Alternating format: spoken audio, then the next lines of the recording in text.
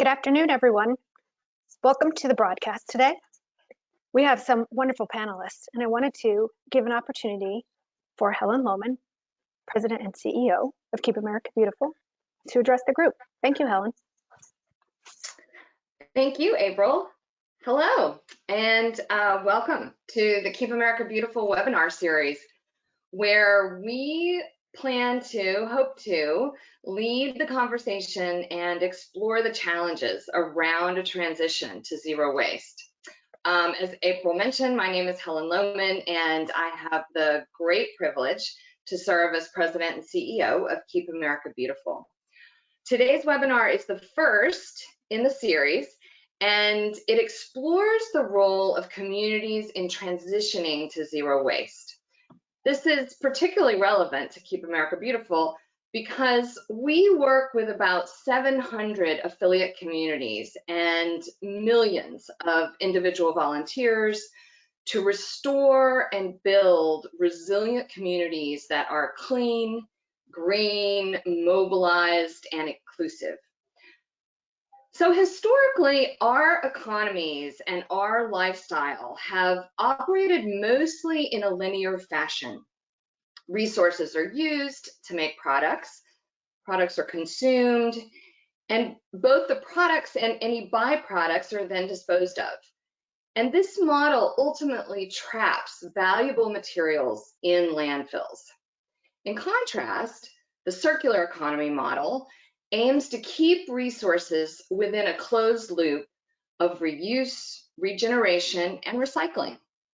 A circular economy closes the loop by connecting the two ends of the linear cycle, using waste as feedstock for production and limiting actual disposal. It ultimately aims to achieve zero waste by prioritizing the highest and best use of materials and resources. Many local municipalities have led the charge for reducing waste and reusing valuable materials. Today, our Zero Waste Communities exploration builds on these traditions, seeking to take them to new levels in light of the pressing environmental and economic issues that we're all facing together. Today, we have an incredible panel for you. We have one representative from the city of Los Angeles that has defined a zero waste agenda with a specific measurable target. We have another panelist from the National League of Cities and another from the National Governors Association. And the National Governors Association brings a state level perspective for supporting zero waste community goals. So we're going to get started shortly, but before we begin, I'd like to provide just a few little housekeeping notes about today's webinar. If you have any technical problems at all during the webinar, you can call GoToWebinar's customer support line, and that number is 877-582-7011. So if you have any problems, just call 877-582-7011. And because the size of the audience is so large, we're going to be keeping the session in listen-only mode. If you have to disconnect from the webinar and you want to continue just to listen, you can do this by calling 914-614-3221. And also, just to let you know that we will be recording the webinar, so if you need to stop and do something, you can always finish viewing it later or share it with others for later viewing. Okay, so at this point, all lines are muted, but you can, and we encourage you to participate and submit questions to us at any time using the question panel on the right side of your screen. All you need to do is simply click the plus sign next to the word question, type in your question and send it in.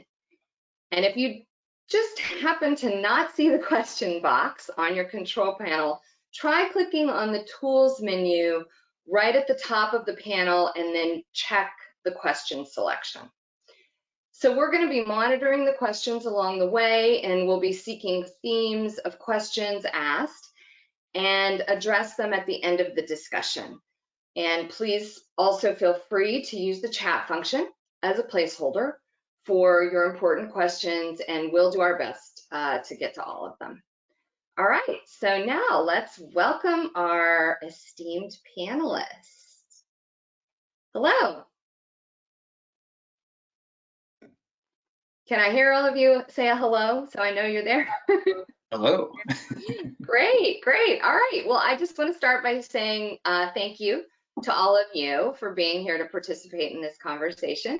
Before we begin with the questions, can I ask each of you just to briefly introduce yourself as well as your organization? I'll start with you, Alex.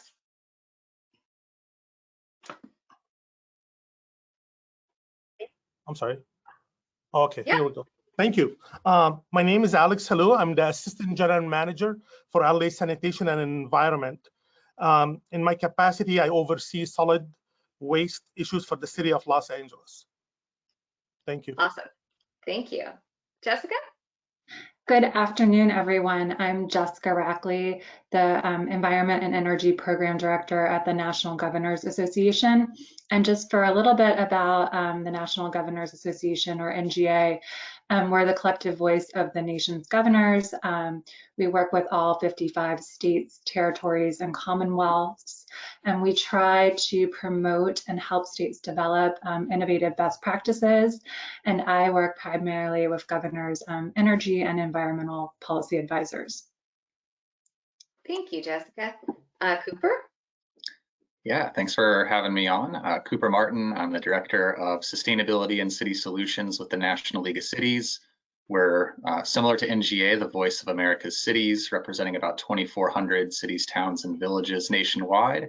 My program and the mission of our team is to support, inform, and celebrate city-led sustainability efforts across all different range of topics, not just solid waste, but happy to be here. Great, thanks all of you. So I'd like to start today with basically the title of the webinar. You know, essentially it's called Exploring a Transition to Zero Waste Communities. Can each of you explain what your vision is of, you know, what does that mean to each of you for municipal solid waste management? So Jessica, let's start with you this time. Sure. So I had to think about this a little, and probably if I thought about it more, I would define it differently.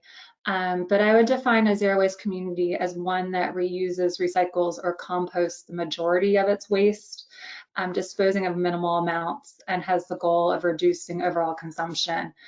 I would say too, it's a community that's continuously trying to progress towards 100% zero waste, realizing that there's still a lot of cost, technology, and other current hurdles. Great, thank you. Alex, what about you? You're actually a representative of a city. You're right in the heart of Los Angeles. What's your vision look like? You know, thank you, Helen. Our Mayor, Eric Garcetti, has been actively involved in the Paris Accord, and he has developed the new Green Deal for Los Angeles. Our goal is to become a zero waste city by 2050.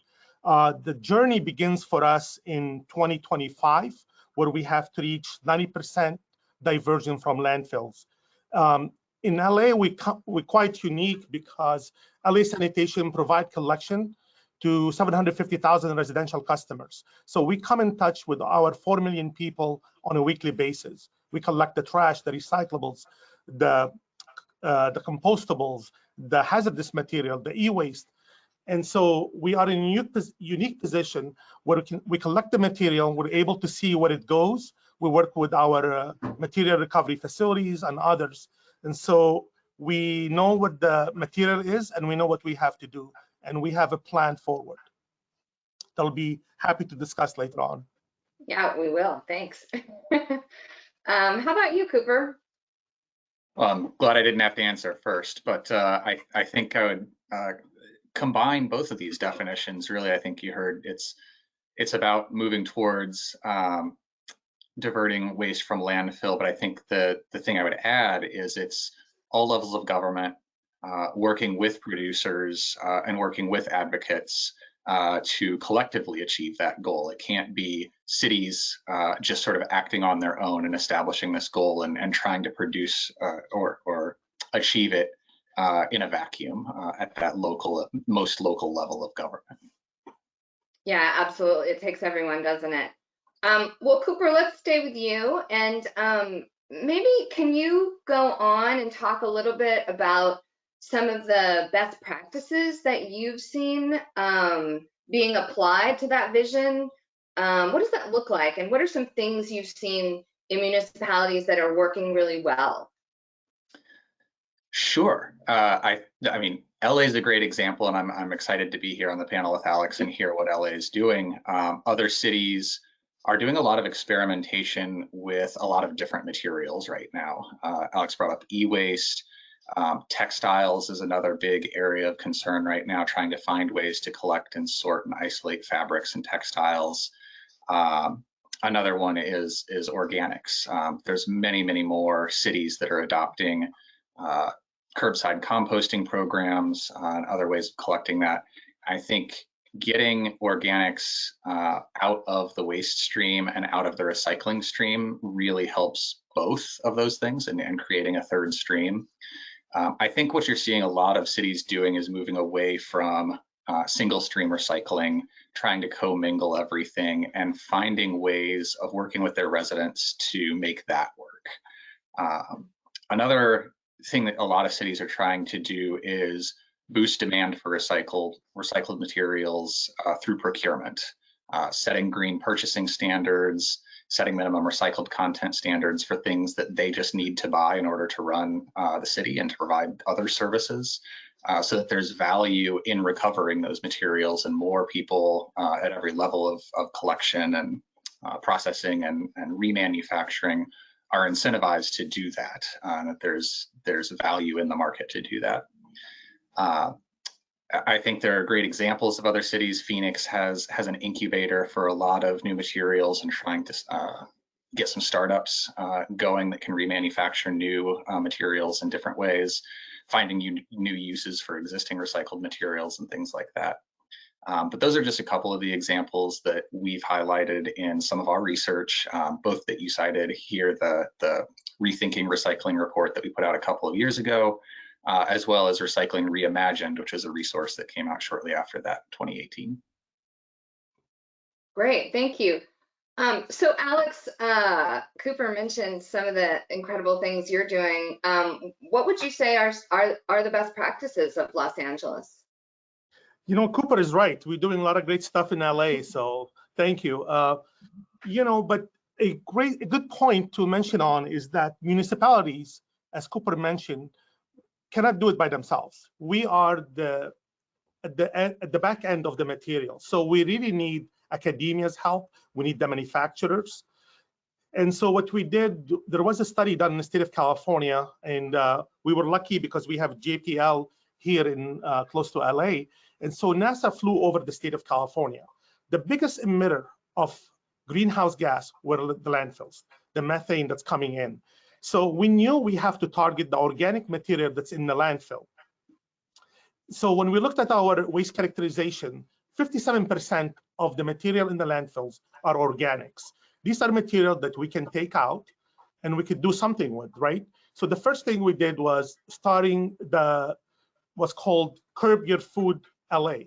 So organic material being pulled from the landfill, it can go into a green bin. We have a 18,000 home pilot, and that material is either composted or sent to an anaerobic digestion, where the gas is basically pulled out and they could be beneficially used.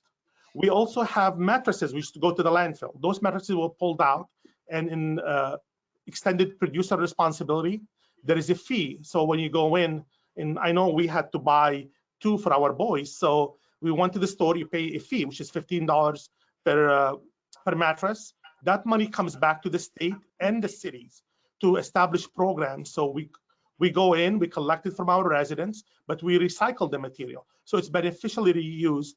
And to your point, Helen, it's basically back closing the loop. So that material could be also used by the manufacturers in LA. We also have multiple programs, and for example, the food recovery. This is a partnership we have with over 30 organizations, nonprofits, that they can rescue the food before it can go to the landfill.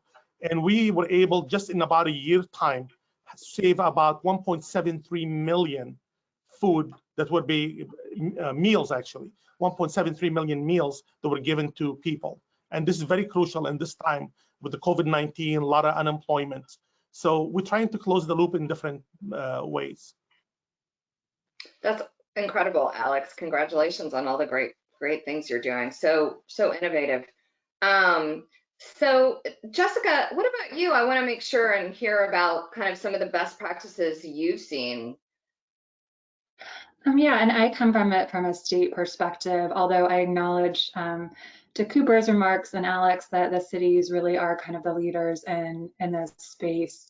But the states are, developing kind of innovative kind of programs or educational efforts to really teach their citizens about zero waste goals and such. So, for example, I know, California has through legislation, has their goal of reducing organic waste by 50% by 2020, and then 75% by, is it 2050, Alex? I hope I'm getting that correct.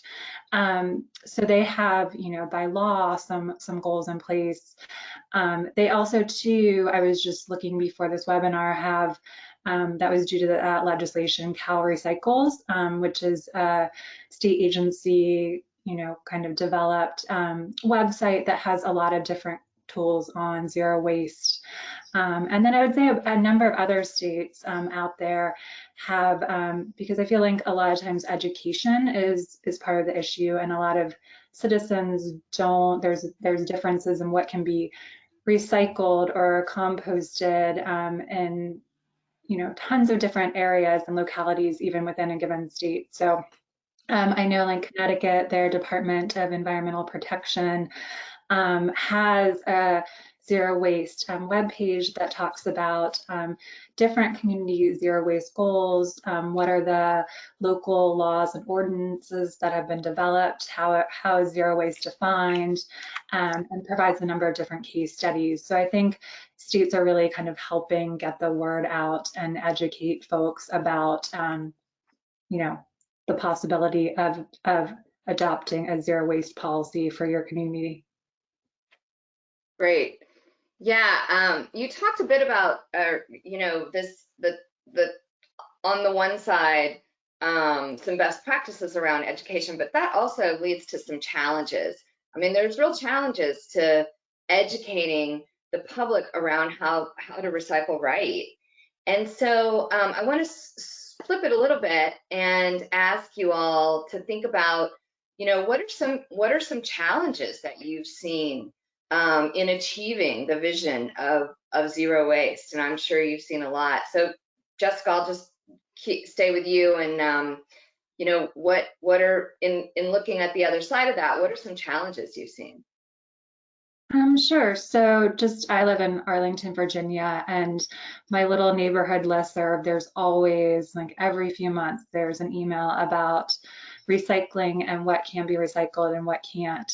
Along with, I was recently noticed an article or an email that went out in November, December, because Arlington has a new kind of food waste policy that they're going to be rolling out with. And one of my neighbors wrote, I went to the website and read all the details, and I don't understand what this actually means. And a neighbor wrote back and explained it clearly, like basically all you need to do is collect your food waste in a separate bag and put it in the green organic bin. But there's just a lot of, like a lot of people there, also too, just with market volatility and kind of changes in the recycling world, things are constantly evolving. And I think it's just a struggle that a lot of people don't necessarily know, or put the wrong things in the recycling bin that used to be able to be recycled. Yeah. Cooper, what about you? What are some of the challenges you've seen in communities that are working to try and achieve more along the lines of zero waste? Yeah, I think there are big challenges, and I appreciate you flipping the education question there, because education is important, but I think in a country where a majority of Americans don't have curbside recycling available to them, it's not going to get us towards zero waste, and it's not going to push us far enough to achieve the environmental goals that we need to be achieving as a nation. So there's a couple of issues that we've sort of been identifying in some existing research that we're doing right now to update our prior research. One of them is just fragmentation of the systems. Local control is important, and we want residents to be as connected as possible to the level of government that's providing that collection service. But there are 18 or 19,000 cities, towns, and villages in this country, and then you have the counties on top of that, and nearly all of them have their own collection system. So just in a metro area, you can go a couple miles and have different rules about what is and isn't recyclable and how you're supposed to sort these things. So that's a big challenge to overcome, and it's not just about educating residents, but it's about standardizing those things across the local level and saying, there needs to be a floor, there needs to be a minimum level of service and more consistent standards across that system. Another problem is underinvestment and poor maintenance of infrastructure. Many cities operate their own recycling system. They collect what they can and they have to deliver it to a facility, but they probably only have one in their region that they might be able to deliver to, and it's probably not run by them. So the system that they're setting up to collect recycling and to actually get it from residents and back into the processing facilities isn't really up to them. It's dictated by what the facility will take and how they want to take it. And then Jessica alluded to market volatility, and this has existed for forever really, but particularly in the last couple of years with the adoption of national sword in China and other import and trade restrictions around the globe. Recycling is a global industry, and there are markets for all of these different commodities. They're incredibly volatile in good times, and they're even more volatile now. And we can't rely on being able to sell and run a full, free, open market for essential services. We have to be willing to invest in government to capture these negative externalities through taxes and other fees, and to support systems a different way aside from just collecting and reselling the recyclables on the back end. Yeah, absolutely.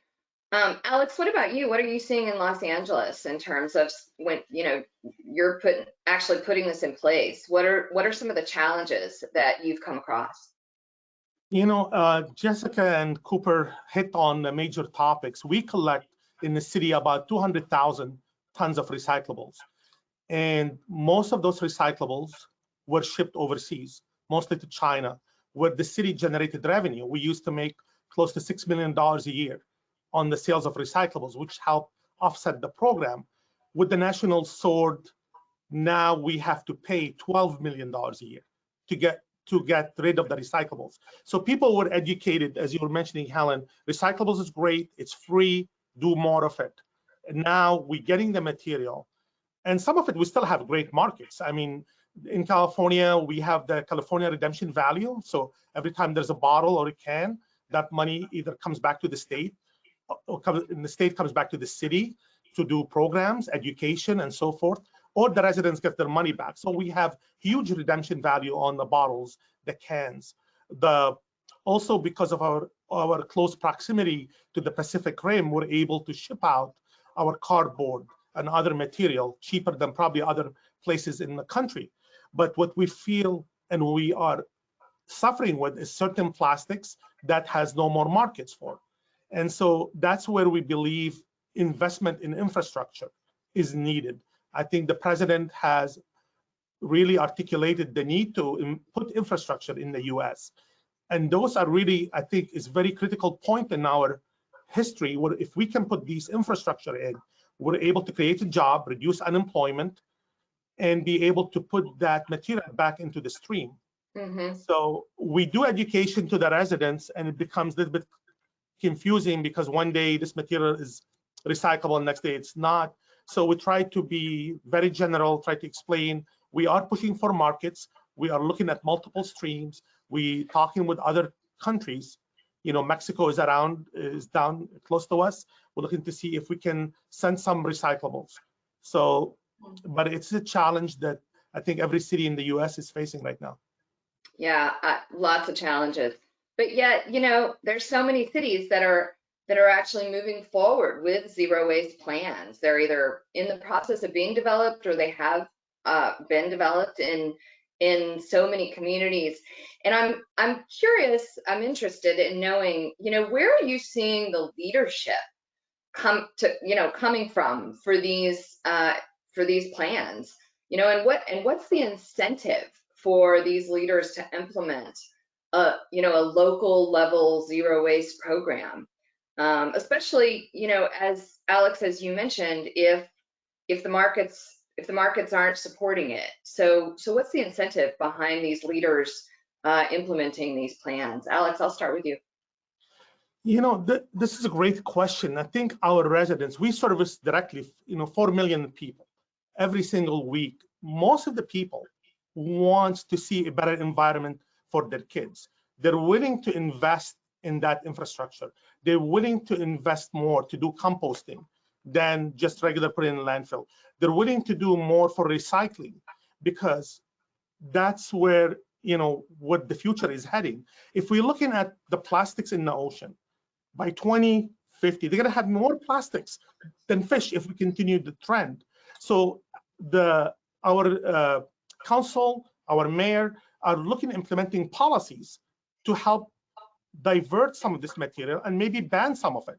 We banned plastic bags in the city. We put plastic straws on request or in demand. We are looking to implement other policies such as, also plastic utensils on demand. We're also looking at maybe working with the manufacturers to create a product that could be compostable or 100% recyclable. So we had a great partnership with Tetra Pak and the Carton Council, who basically came, they spend money on education, they made sure that they take the material back to their stream so they can reuse them again. That helps the city. So we don't have to be looking for markets. Unfortunately, while some companies are doing great and they have policies towards green, green future, some have not come yet. But I think if they're not going to come to the table, the customers will probably reach a point, not buy that product because it's neither recyclable nor compostable, and there'll be a fee to put it in the landfill. So the shift will happen. Yeah, right. Jessica, what about you? What are you seeing? Where are you seeing leadership around this initiative coming from? Well, I feel like most of the leadership is coming, at the local level, although it was just the season of governor's state of the state addresses where they talk about, various priorities moving forward. And I know that in 2020, New York Governor Andrew Cuomo, who's currently NGA's chairman, in his state of the state address, announced the Glass Innovation Center, so an effort that New York is undertaking to find new ways to produce and recycle glass in the state, and the state is devoting, some state dollars towards research and development there.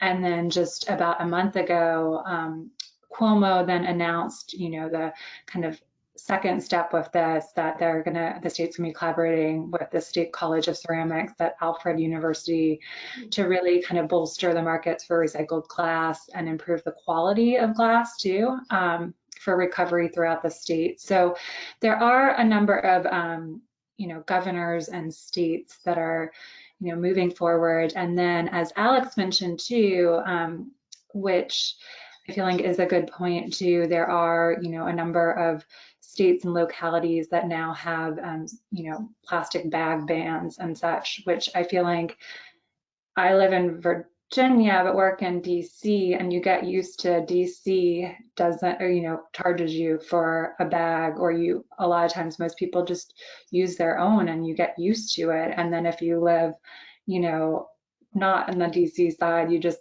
kind of adopt that. It becomes a habit, which I think is a really, really good thing. But I know that there's states increasingly interested, if they haven't already, in getting rid of kind of the developing a single-use plastic ban. And then I thought it was really interesting too, just thinking about the State of the State addresses, because in 2018, the outgoing governor of Michigan at the time, Governor Schneider, mentioned in his State of the State address, and he's a Republican governor, that one of the most disappointing things during his time in office was not meeting the state's recycling goals. And that he was saying that existing deposit law may have made folks just complacent and allowed the state to kind of fall behind. So I feel like it is definitely a bipartisan issue that states are increasingly thinking about. Yeah, absolutely. Cooper, what about you? Are you seeing leadership coming from anywhere particular? Well, I definitely agree that for the most part, it has been at the local level so far. There are a handful of producer responsibility bills and minimum recycled content bills at the state level right now that we're just starting to track in this legislative session. And that'll be very interesting to see what the level gets set at and how successful those bills are. Where we've seen a lot of innovation and where cities are taking action is because the cost and the shift in cost isn't just happening on the recyclable side. A lot of cities have to pay more to landfill than they used to. Either the landfills are filling up or development is encroached around the landfill, and you're starting to lose property values in those areas and create real public health concerns in those areas. I know we've talked to a handful of cities where neighborhoods are starting to be developed in areas that there were no neighborhoods before, and so that is creating all kinds of challenges for local governments on the dumping and disposal side. So that's happening. And then I think the other thing that's important is there's still so much progress that can be made at the local level and within local control to expand these systems. The numbers Alex was talking about, I think he said that they used to receive $6 million for recyclables, and now they have to pay $12 million. And that's a big change, but on the other hand, it's $18 million in a region that's serving 4 million residents. And so you're looking at a little bit less than $5 per resident to make this up. It sounds like a lot of money, but when you actually break out the math and look at the fees that you're talking about, it's well within a city's capacity to make these changes, to absorb some of these costs and to fill that gap. Because like he said, residents support it. It's popular. It's a service that's being demanded right now. It's a service that people want to participate in. And to the extent that cities can, they just have to change their system and tweak the economics a little bit in order to deliver that and to capture more recyclables and to actually process them. The other opportunity that we have, and we actually have seen mills that are starting to come back online and investments that are starting to be made domestically because of the changes to global trade that have been mentioned before. So where we used to have to sell to China or to India or to Mexico or wherever, the US has lots of shuttered paper mills. We have lots of shuttered recycling facilities that can be reinvested in and create a market and jobs here in the United States. And so I think that's another new opportunity where we're seeing a lot of potential leadership around the country. Mm-hmm. Yeah, great. So I'm going to shift this a little bit. I'm sure most of you know there's been some good research on environmental justice and the impact of a zero waste agenda on historically under-resourced and diverse communities. So I'd be interested in hearing from each of you how you believe we can best address these equity concerns when implementing a local zero waste strategy. Alex, can we start with you? Sure. The landfills transfer stations, material recovery facilities are typically placed in underserved communities or communities of color. And it's because of economics and some other issues, right? So there's a lot of these residents around these communities suffered from the emissions from these facilities, the trucks, the traffic that coming in. And so what we did in the city of Los Angeles through our Recycla program, we have put a certification process in place that any of these facilities to be operating in the city and taking material from the city, they have to meet certain criteria. For number one, they have to be enclosed. So this way the dust, fugitive emissions, other stuff inside from the facility is captured and treated. Second thing is trucks that come into these facilities. Diesel are no longer acceptable. We can argue about the clean diesel, the green diesel, everything else, but we're shifting into CNG, compressed natural gas, liquefied natural gas, and we're moving on to electric, because this way the community does not have to see these trucks emitting it. Also, we have told the facilities they can no longer queue the trucks out on the streets running their engines, and this way affecting the neighborhood, the kids, the schools, which happen to be in these neighborhoods. And we did not stop there. We also actually moved inside the facility, because a lot of the people who work inside these facilities are people of color. And so we wanted to improve their condition, the health and safety. Every facility has to be certified on an annual basis by the city. We go in unannounced and inspect. The employees have the PPE, the proper equipment.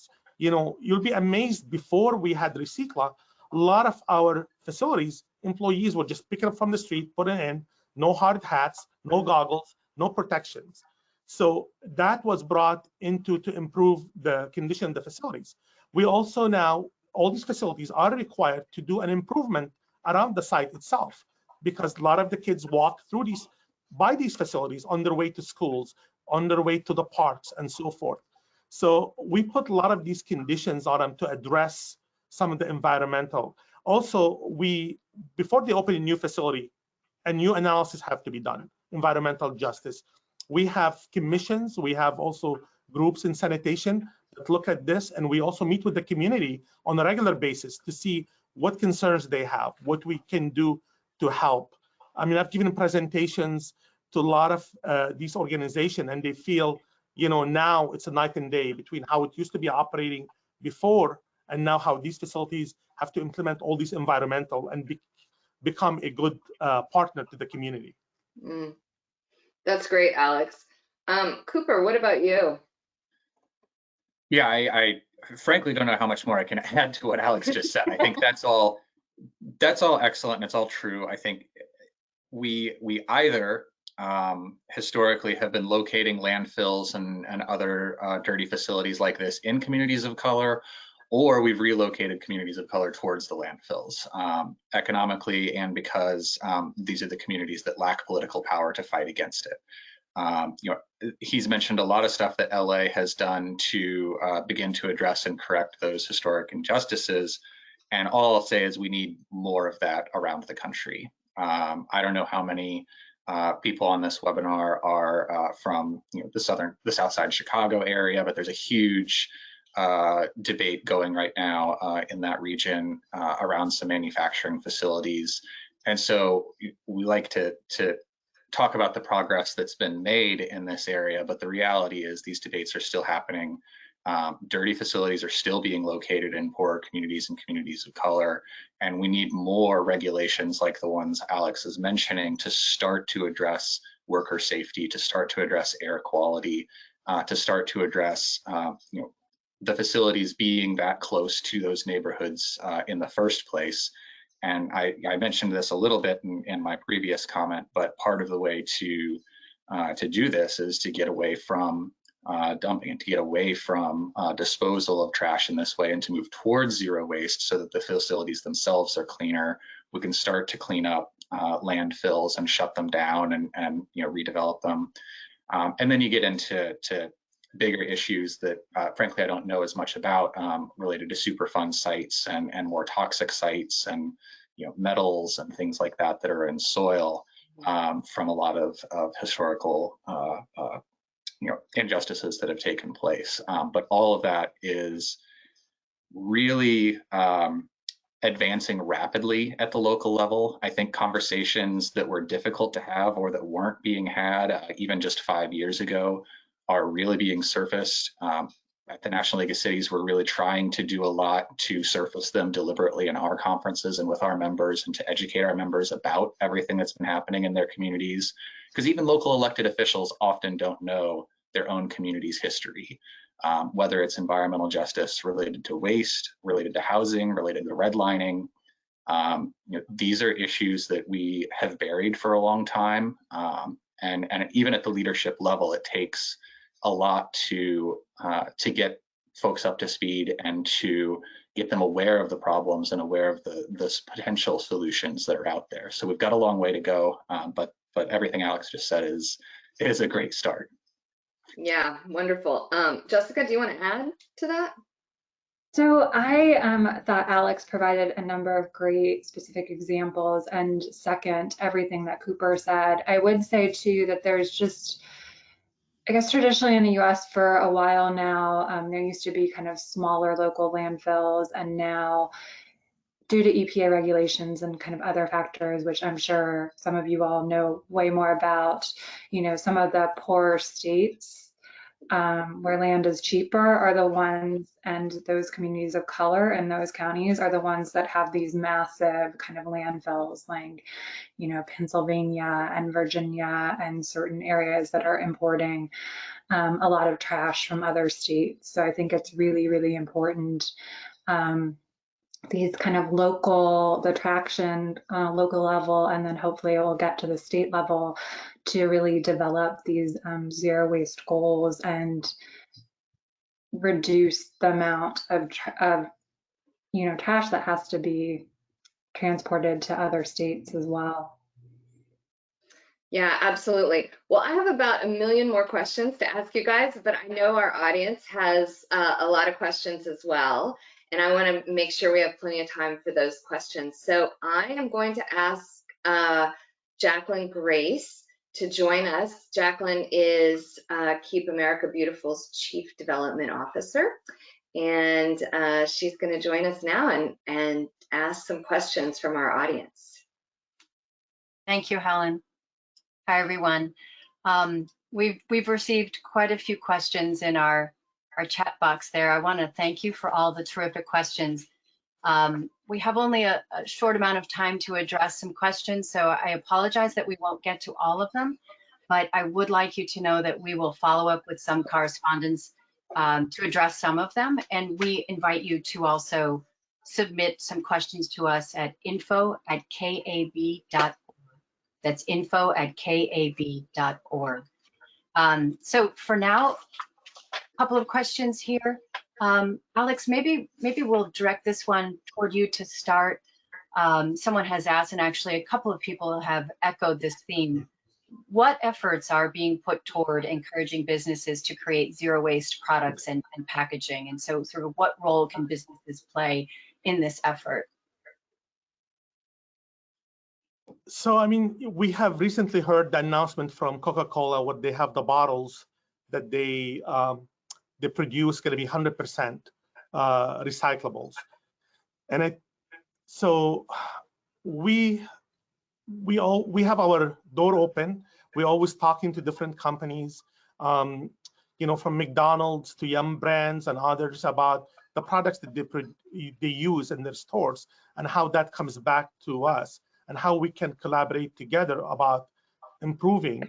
Starbucks, Disney, so as we discuss these things, there is a big reception, because they know the consumer wants the products that the city could say, this is compostable in the city of Los Angeles green bin, or this is recyclable in the city of Los Angeles.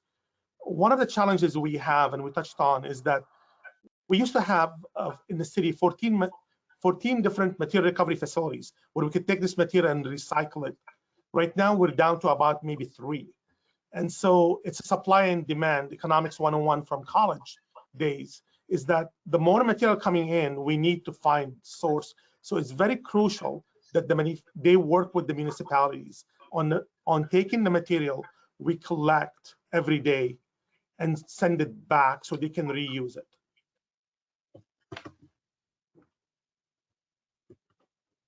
Thank you, Alex. Cooper, would you mind adding to that, please? Certainly. I think this is addressing the business community is just one of those areas that we as local governments need partnership from state and federal government on. Part of it has to do with the products themselves, whether it's some sort of fee, extended producer responsibility that goes to the state and goes to local governments to collect and deal with it. But part of it's just the labeling. For instance, the triangle recyclable logo can't be for material that is recyclable and for products that were made from recycled materials. It's confusing to everybody. Not everything that has that logo can actually be recycled by your local government. So I think this is one area where we need better standards, we need better labeling, we need better incentives to be delivered to business. And thankfully, at least in some of the more recent conversations we've been having, it seems like there's broader agreement than there used to be at the business level, broader acceptance of that at the business level than there used to be, willing to pick up their fair share and not just have it be cities that need to raise their own funds and figure out their own economics for collecting and dealing with the waste that they're producing and that consumers are essentially required to consume. There's very few options out there for more sustainable packaging or more sustainable bottles or things like that. So we're looking for partnership from states. There's some federal legislation that's been proposed in the last session. I understand it's going to be reintroduced in this session, and we're interested in exploring that further. Thank you. Jessica? So I agree with what Cooper said about just making things more clear. I don't know if I just broke up or if you can hear me okay. Okay. I would say that a lot of times I feel like there also needs to be some consumer pressure too, but a lot of times consumers don't know, like, was this a recycled product? Is it recyclable? A lot of large corporations too, I know in the US sometimes say their product is recyclable and it isn't. And I know, it's just kind of the increasing trend that a lot of, consumers really want to support companies that have sustainability goals and their products are recyclable. But I think there's a lot of misinformation out there too about, and just, companies that kind of, there maybe needs to be more kind of federal or state kind of oversight of how products are labeled. Thank you. Helen, is there anything you'd like to add? No, actually, I think they covered it. Great, thanks. I do have other questions. I'm going to accelerate one that I really would like to hear an answer on, and then if there's time for one more, we'll get to that one. But don't want to rush you on this because I think it's important. People really want to know how to get involved. They're asking how can they start zero waste initiatives within their own communities, and really what would the priorities be to target certain communities, and where can they find resources? Is there anything that you might share that can direct people? Why don't we start this time with you, Jessica? So as I had mentioned before, there are a number of good state websites devoted, usually within the State Department of Environmental Protection, devoted towards zero waste. So I know Connecticut is one, and it also has kind of local, laws and ordinances that have been developed that your locality can look into and kind of use as a model for developing a zero waste plan. And then, Cal Recycles, which is the California state website, is great and provides a number of resources. And then I'm sure that Cooper and Alex probably have other good recommendations as well. Well, I'll be happy to start. Thank you. We've talked a lot about systems in this, and I'm cognizant of the fact that most of the audience is advocates and people who want to do their part as individuals and you know, keep their own local communities clean. So obviously you're already doing something. You're part of this network. You're part of the Keep America Beautiful network. And that's, I think, a tremendous first step in keeping your own local community cleaner, healthier than it would otherwise be. Beyond that, I think putting pressure on your local elected officials, making it clear what you want and that you're willing to pay a couple of extra dollars. You know, I go back to the costs that we've talked about, and a lot of cities are pretty broken up about the fact that they don't make money on recycling the way they used to. But again, we're not talking about large numbers.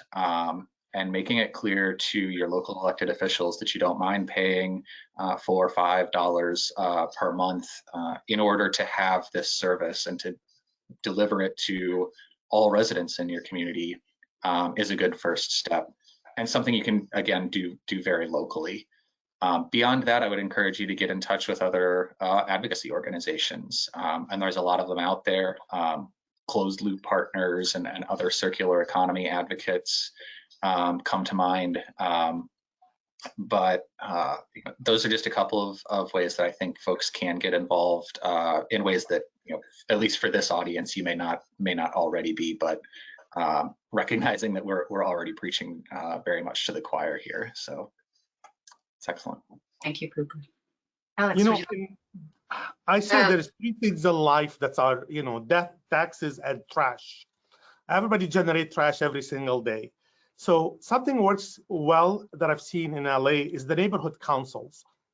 In addition to have 15 council members, we have over 100 neighborhood councils, and they meet once a year as an alliance. But each neighborhood council, which different area of the city, has subcommittees, either sustainability committee, recycling committee, and they are passionate about improving the environment. So one of the things that they do is they lobby the council members, and their elected officials, that we do need a ban on plastic bags.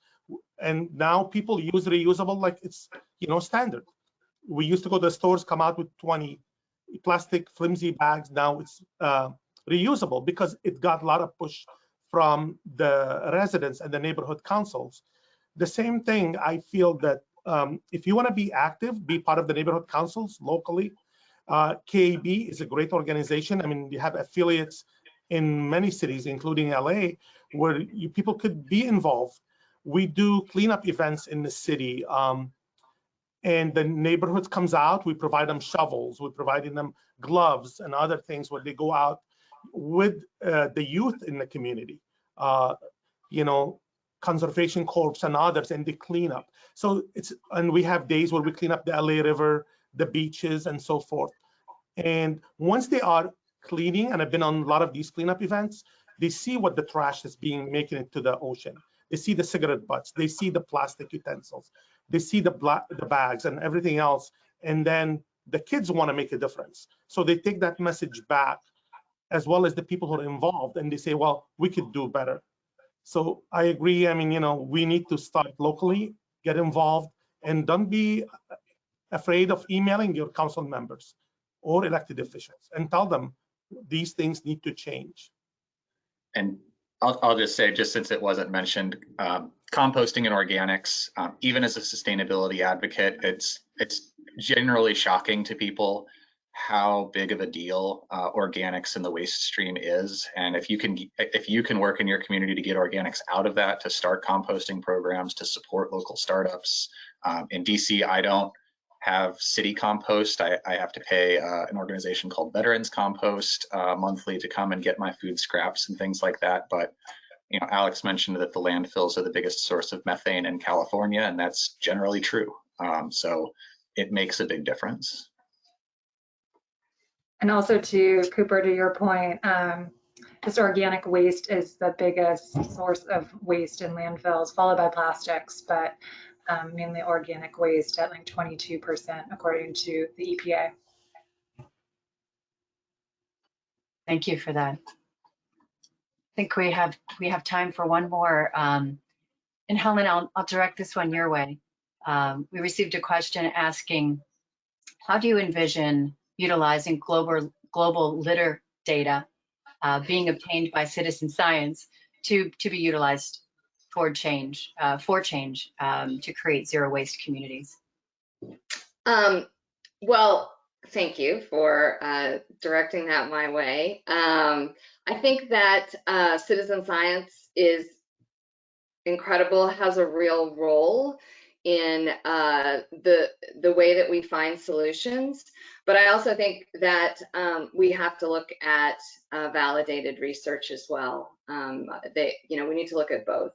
And part of the reason why Jacqueline pointed this my way is because Keep America Beautiful has just finished a 1-year research study on litter in America that looks at where people litter, why they litter, what they litter, and how much litter is costing our local and state and national governments, how much it's costing taxpayers to clean it up.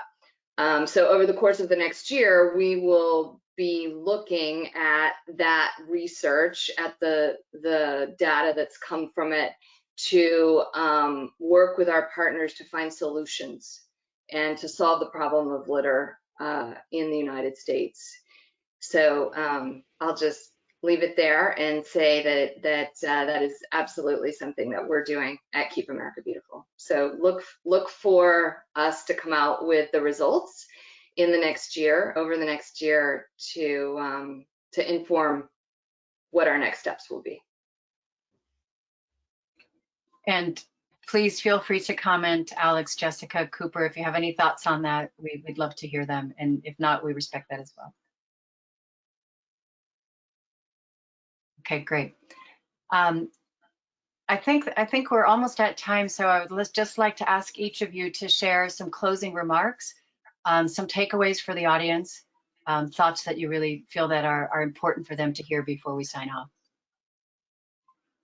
Why don't we start with you, Alex? Thank you, Jacqueline. I want to thank KEB for putting this wonderful series together, and this is the first one of many. So I'm looking forward to the others, as you know, to listen in.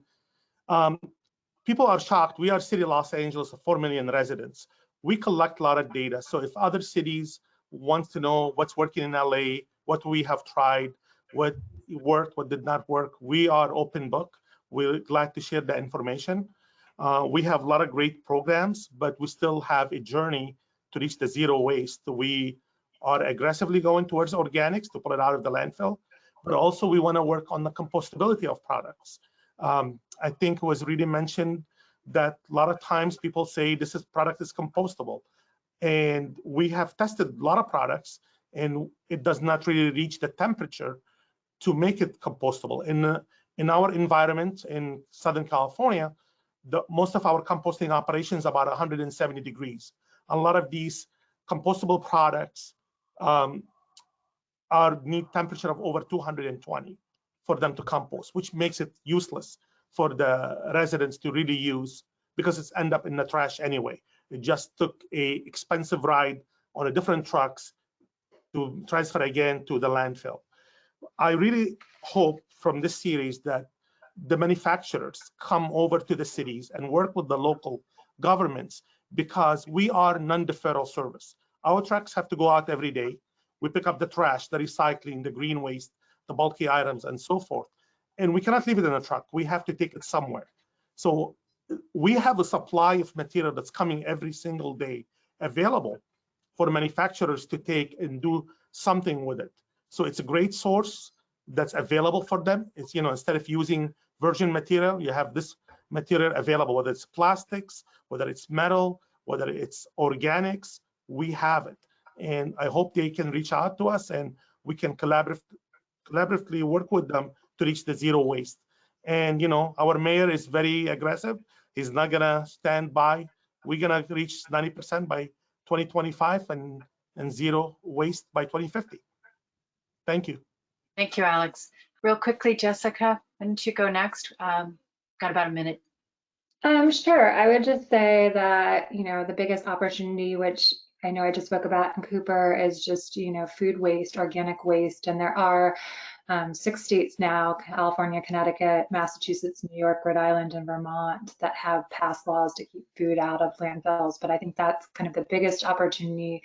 And then I would just say, like, you know, COVID-19 has thrown a wrench in everything, including probably, you know, the recycling world too, and caused a lot more for the kind of concern over the reuse too of certain products as well, or additional kind of plastic use. So hopefully we can combat that and address it too moving forward.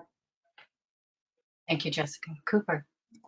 Yeah, the last thing I would just say is you know, I'm not deep within the industry, but folks that I do talk to really seem to think that we're at a policy inflection point right now for the first time in maybe 30 or 40 years since federal legislation was passed. The problems are mounting for local governments, they're mounting for pollution, they're mounting for climate change, and there's going to be pretty big changes coming at the state and federal level, not just at the local level, I believe in the next couple of years. And so we need to make sure that those are coordinated and that they go as far as possible towards getting us and setting a platform and a system that can work for zero waste. Because right now, the way that the system is set up with locals in control and handing it off to processors and county facilities and then them handing it off to manufacturers and all of it kind of not really working in sync and playing nice with one another, it just can't continue this way. We're not going to get to zero waste. We can get a little bit lower, but we've been plateauing in recycling for the last 10 to 15 years. And something has to give, and it seems like, based on the people that I talk to, that it's going to be giving in the next couple of years. So, you know, to the person who asked how they can get involved, it seems like there's a window of opportunity here to set the stage for 2021 to 2050 and make more progress than we've been making in the last couple of years. Thank you, Cooper. And to you, Helen, to close us out. Absolutely. Just want to say a huge thank you to all of our panelists. If anybody wants to get in touch with them, they have kindly offered their contact information.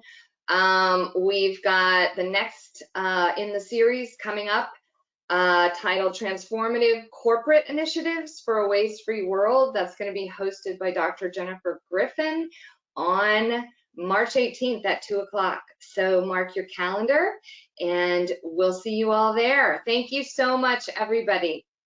Thank you. Thank Bye. you. Bye.